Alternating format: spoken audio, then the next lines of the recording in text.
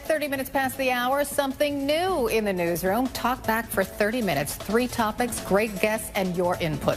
So let's go. Talk back question. First question. Why is atheism on the rise in America? What do Kathy Griffin, Julianne Moore, and Facebook founder Mark Zuckerberg have in common? All are atheists, and they're proud of it, and why not?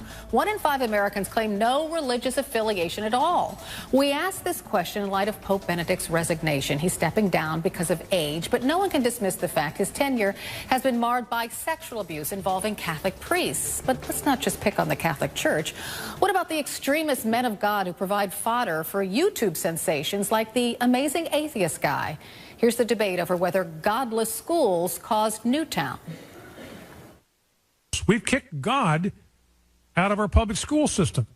And I think God would say to us, hey, I'll be glad to protect your children, but you got to invite me back into your world first. God didn't save the kids because he's not allowed in school. So all of a sudden, God just respects the law of man? Isn't he an all-powerful being?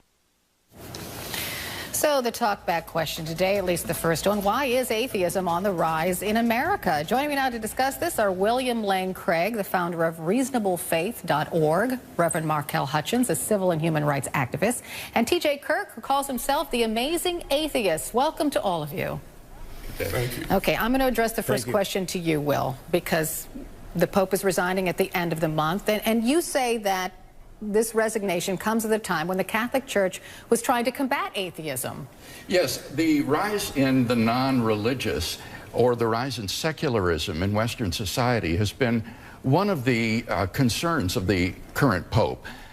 He faces tremendous challenges to Christianity from both the left and the right, and this Pope has stood like a bulwark against the challenge of secularism on the left and then the challenge of militant Islam on the right.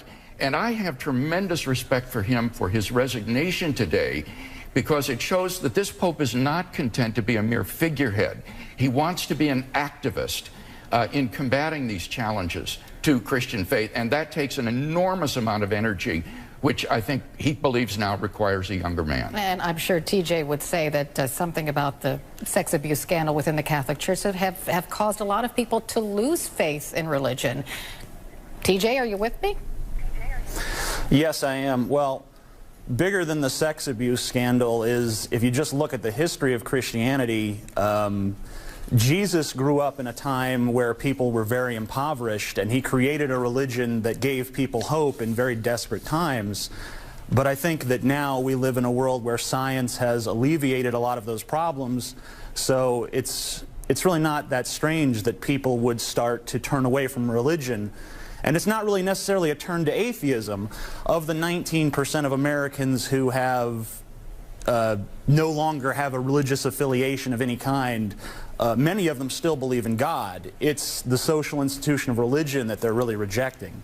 So Reverend Hutchins, address that. Why are people loath to say they're any one religion?